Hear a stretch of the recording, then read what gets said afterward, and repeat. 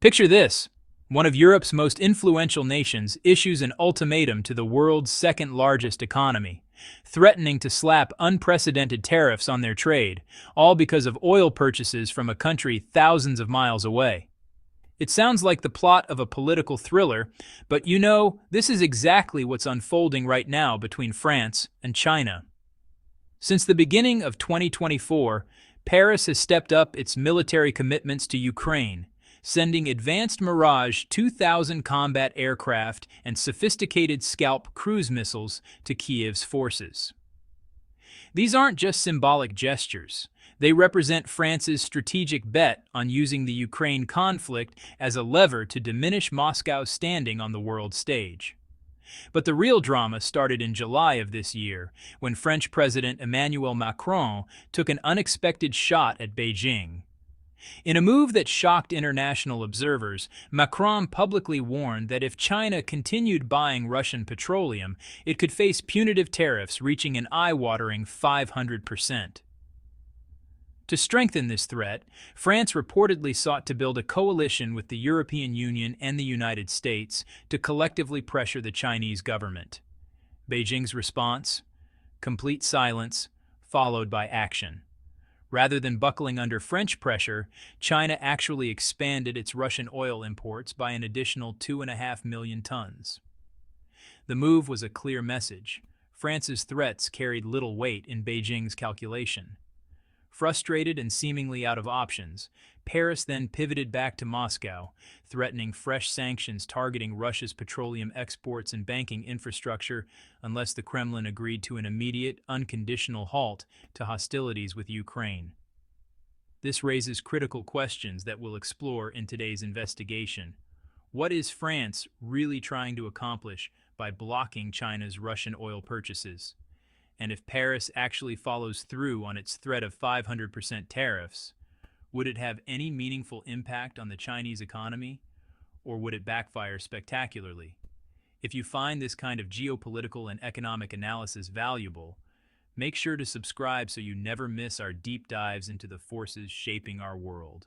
Now, let's unpack this complex story. To understand France's current strategy, we need to rewind to February 2022, when Russian forces launched their full-scale invasion of Ukraine. What began as a regional conflict has evolved into a grinding war of attrition that has now stretched beyond 3 years, creating ripple effects that touch every corner of the global economy. The human cost has been staggering on both sides, but honestly, the economic shockwaves have been equally profound. International supply chains for essential commodities like energy and food have been severely disrupted. Consider these numbers. Global wheat prices have skyrocketed by 120% compared to pre-war levels. Meanwhile, Ukraine and Russia together once supplied over 90% of the world's neon gas used in semiconductor manufacturing. With that supply chain shattered, global chip prices have surged by 47%. These aren't just abstract statistics. They translate into higher grocery bills, more expensive electronics, and increased manufacturing costs that affect ordinary people from Detroit to Delhi. The United Nations has repeatedly attempted to broker peace between the warring parties, organizing multiple rounds of negotiations. Yet every effort has collapsed before achieving concrete results.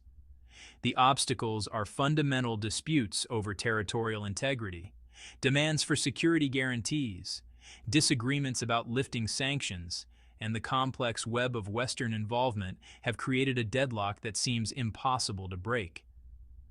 But here's the puzzle that confuses many observers. How has Ukraine, a nation with far fewer resources and a much smaller military than Russia, managed to sustain this fight for over 3 years? The answer is straightforward. Ukraine isn't fighting alone. It has become the recipient of an unprecedented international aid effort, primarily from Western democracies.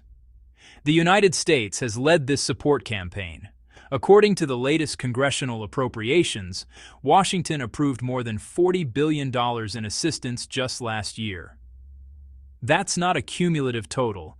That's a single year of support, including military hardware, financial assistance, and humanitarian aid. Europe has matched this commitment with its own substantial contributions. The European Union announced a €4 billion military aid package for Ukraine in 2025, while the United Kingdom has pledged £4.5 billion.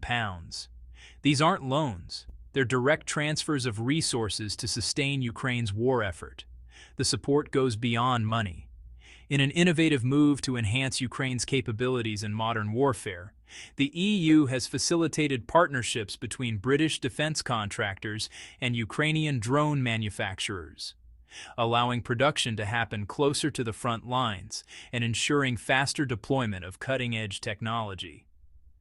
With this level of backing from the world's wealthiest nations, Ukrainian leadership naturally feels emboldened to continue resistance against Russian advances. From Washington and Brussels' perspective, this arrangement serves their strategic interests perfectly. They're effectively using Ukraine as a proxy to degrade Russian military power and diminish Moscow's influence across Europe and beyond, all without committing their own troops to direct combat. However, the dynamics of this strategy are beginning to shift in unexpected ways. In May of this year, the French government made a startling announcement. It would pursue tariffs of 500% on imports from any nation purchasing Russian petroleum. While framed as a broad policy, the real target was crystal clear. This was aimed squarely at China. To understand why, we need to look at China's energy import profile. As one of the planet's largest consumers of petroleum, China imports massive quantities annually from diverse sources. Saudi Arabia, Malaysia, Iraq, and other major producers all supply the Chinese market. But Russia has emerged as an increasingly important partner in this network. The numbers tell the story. In 2024, China imported approximately 553 million tons of crude oil in total. Of that enormous volume, roughly 108 million tons, nearly one-fifth of the total, came from Russian suppliers. This makes China by far Russia's single largest petroleum customer, a relationship that has only deepened as Western sanctions have pushed Moscow to pivot toward Asian markets. Through the first half of 2025, China has imported about 42 million tons of Russian crude, representing 38% of its total imports during that period. These figures reveal just how intertwined the two nations have become in the energy sector, with China providing Russia a crucial economic lifeline while securing reliable, discounted energy supplies for its own industrial base. Faced with this reality, France attempted to assemble an international coalition to force Beijing's hand. Paris reportedly reached out to Washington, hoping American participation would give the tariff threat enough weight to compel China to stop buying Russian oil. The response from the United States was underwhelming, to put it mildly. American officials showed little interest in joining France's scheme, viewing it as ineffective and possibly even counterproductive. Washington's skepticism was rooted in hard experience. The United States has, engaged in extensive tariff battles with China for years, particularly during the trade wars of the previous administration. At their peak, tariffs between the two nations reached as high as 245% on certain goods. The intention was to force Chinese concessions on trade practices, intellectual property protection, and market access. But what happened? China didn't fold. Despite the economic pressure, Beijing maintained its positions and continued its policies. Eventually, both sides recognized that escalation just wasn't working and returned to the negotiating table to find compromise solutions. American policymakers learned an important lesson from this experience.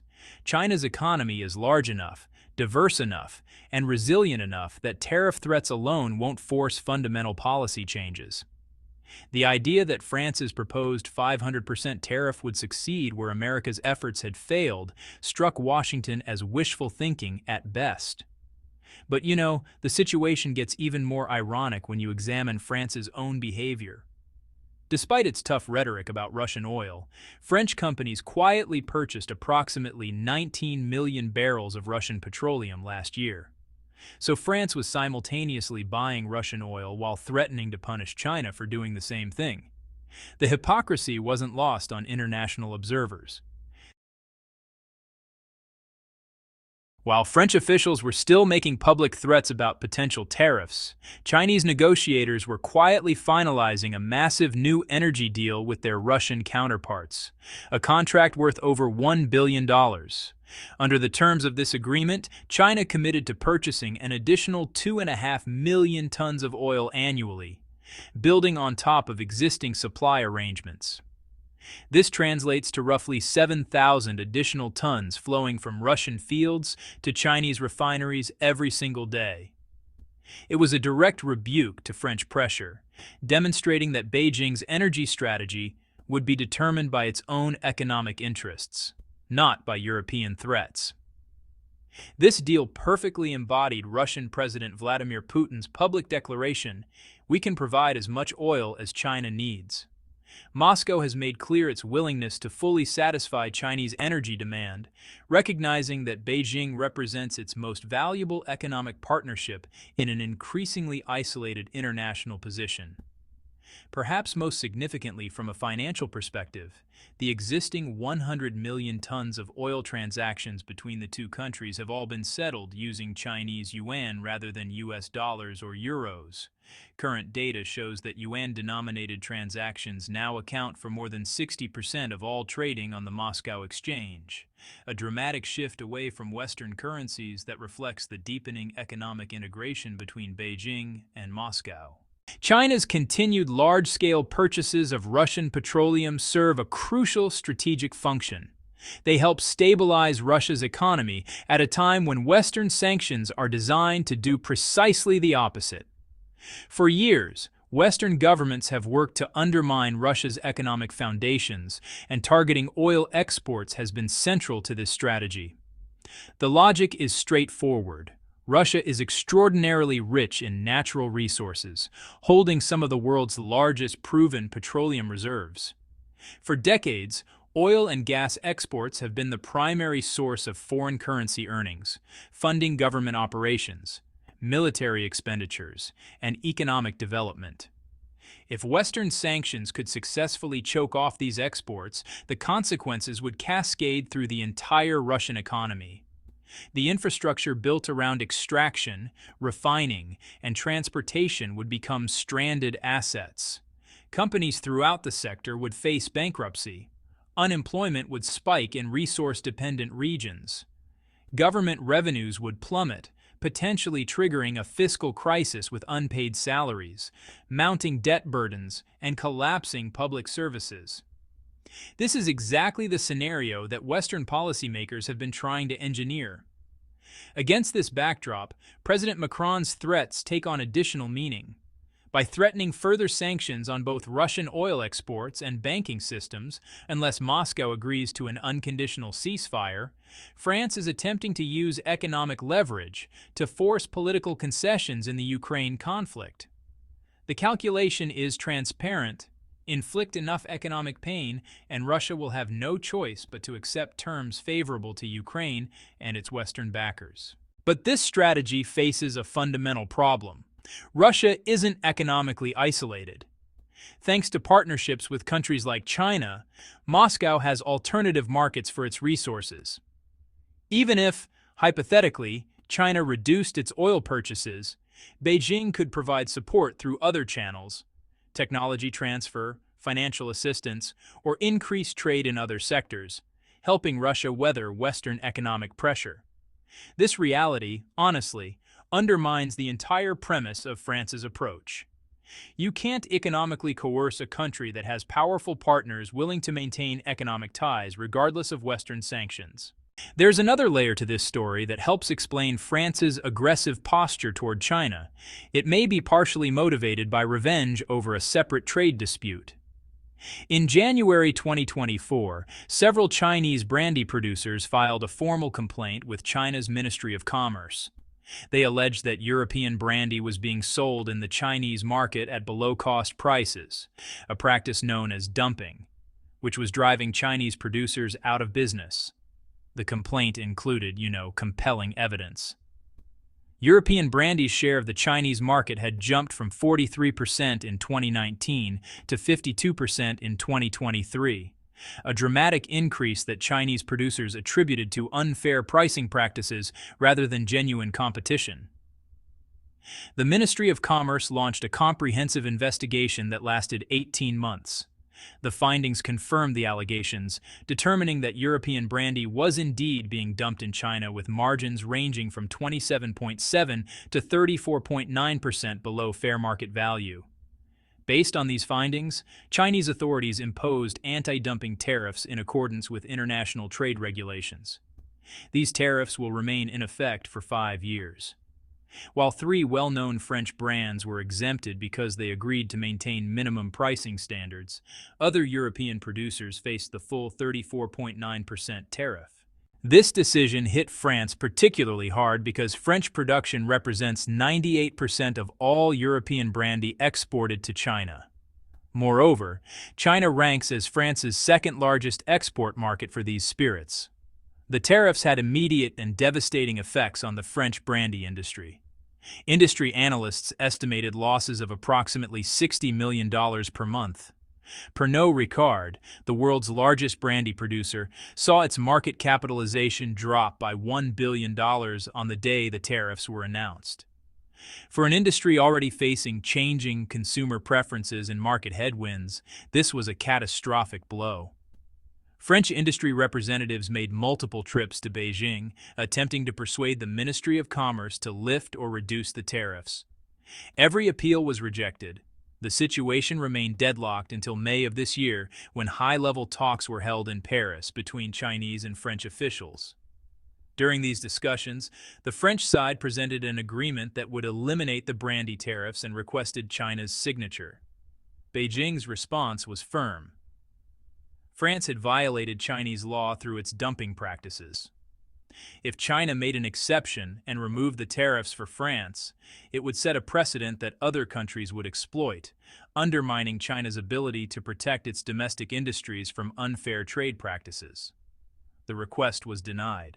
Frustrated by this rejection, France reportedly began exploring options to build a coalition of countries willing to jointly impose punitive tariffs on Chinese goods, including the proposed 500% tariff we've been discussing.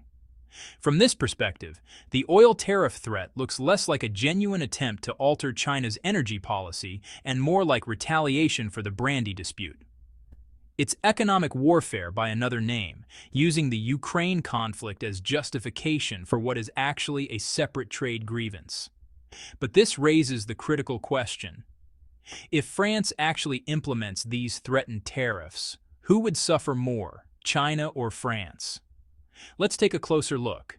Let's examine the trade relationship between these two nations. Over the past 60 years, total trade between China and France has increased more than 800-fold, an extraordinary expansion that reflects deep economic interdependence. However, the flow is far from balanced. France has become heavily reliant on Chinese imports across numerous sectors. The country depends on China for high-performance materials, including specialty polyamides, fluorinated gases and polymers, and industrial gases that are essential for advanced manufacturing. In 2024 alone, France imported more than $9 billion worth of goods from China. This included $3.2 billion in pharmaceutical products and over $4.3 billion in spices and food ingredients. Additionally, France has become one of China's largest export markets for pork, with Chinese pork exports to France reaching $300 million in 2023. These numbers reveal the scope of France's dependence on Chinese imports across essential sectors, from healthcare to food security. Now imagine France follows through on its tariff threat. What happens next? For China, the impact would be minimal. With a domestic market of 1.4 billion consumers, China can absorb production that would have gone to France by redirecting it internally.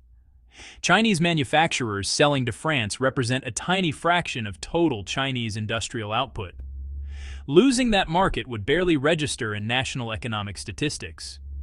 Furthermore, China's export markets extend across the entire globe. If French consumers stop buying Chinese goods, manufacturers can simply redirect those products to customers in Southeast Asia, Africa, Latin America, or elsewhere. China is the world's largest exporter precisely because it has diversified customer bases across every continent. For France, however, the consequences would be severe and immediate. Cutting off access to affordable Chinese manufactured goods would force French consumers and businesses to find alternatives. Those alternatives would almost certainly come from other countries at higher prices and potentially lower quality. The cost of living for ordinary French citizens would increase as everyday products become more expensive. French manufacturers relying on Chinese inputs would face higher production costs, reducing their competitiveness. The French government would face public backlash as economic conditions deteriorate. This analysis reveals the fundamental flaw in France's approach. When you're far more dependent on trade with your opponent than they are on trade with you, threats of tariffs become a weapon that hurts you more than your target. France seems to have miscalculated the balance of leverage in this relationship. The assumption appears to be that the threat of losing access to the French market would force Chinese policy changes. But the reality is that France needs Chinese imports more than China needs the French market. This is why experienced trade negotiators emphasize the importance of understanding asymmetric dependencies before launching trade wars. If you're more vulnerable than your opponent, threatening mutual harm becomes self-defeating. Stepping back, this entire confrontation reflects larger shifts in global economic and political power. For centuries, European nations like France held disproportionate influence in international affairs due to their technological advantages, military capabilities, and economic dominance. That world is changing. China's economy is now comparable in size to the entire European Union. Its manufacturing capacity dwarfs that of any Western nation. Its financial system, while still developing, has become sophisticated enough to offer alternatives to Western-dominated institutions. In this new landscape, unilateral threats from individual European countries carry far less weight than they once did. China can afford to ignore French ultimatums because it has the economic mass and the diplomatic alternatives to withstand pressure. France's frustration is understandable. It stems from watching traditional tools of influence lose their effectiveness. But frustration doesn't change the underlying power dynamics. At the heart of this situation is the strengthening partnership between Moscow and Beijing, two powers that each have their own grievances with the Western-led international order. For Russia, the Ukraine conflict and subsequent sanctions have, really accelerated its pivot toward Asia, particularly China. For China, growing tensions with the United States and Europe have made a reliable relationship with resource-rich Russia increasingly valuable. This partnership creates a buffer against Western economic pressure. When France threatens sanctions on Russian oil, Moscow knows it has a guaranteed buyer in Beijing. And when France threatens tariffs on China, Beijing knows it can secure discounted energy from Russia. Each country's relationship with the other reduces the leverage that Western nations can apply. This is why France's strategy of simultaneously pressuring both countries was, frankly, doomed from the start. You just cannot isolate two major powers that are actively choosing to integrate their economies as a defensive measure against exactly the kind of pressure France is applying. There's also a credibility issue that undermines French threats. As we noted earlier, France itself purchased substantial Russian oil in 2024, even while criticizing others for doing the same. This kind of hypocrisy damages the moral authority needed to lead international coalitions. When you're asking other countries to make economic sacrifices that you're unwilling to make yourself, well, don't be surprised when they ignore you. China's foreign ministry could easily point to France's own Russian oil purchases as evidence that even Paris doesn't believe its own rhetoric about the necessity of cutting off Russian energy revenues. If France genuinely wants to address the Russia-Ukraine conflict and reduce Russia's economic capacity to wage war, threatening China is probably the least effective approach possible. More promising strategies might include working within the EU to develop true energy independence from Russian supplies, investing in renewable energy infrastructure to reduce global oil dependence, offering meaningful diplomatic initiatives that address Russia's stated security concerns while protecting Ukrainian sovereignty, or building economic partnerships with developing nations to reduce their reliance on Chinese and Russian trade. These approaches would require patience, investment, and genuine multilateral cooperation. More difficult than simply announcing tariff threats, but far more likely to achieve lasting results. It's also worth considering that Macron's tough talk on China and Russia may be partially driven by domestic political considerations. France has experienced significant social unrest in recent years, and Macron's approval ratings have, really fluctuated. Taking a strong stance on international issues allows political leaders to project strength and deflect from domestic challenges. If this is part of the calculation, it represents a dangerous gamble.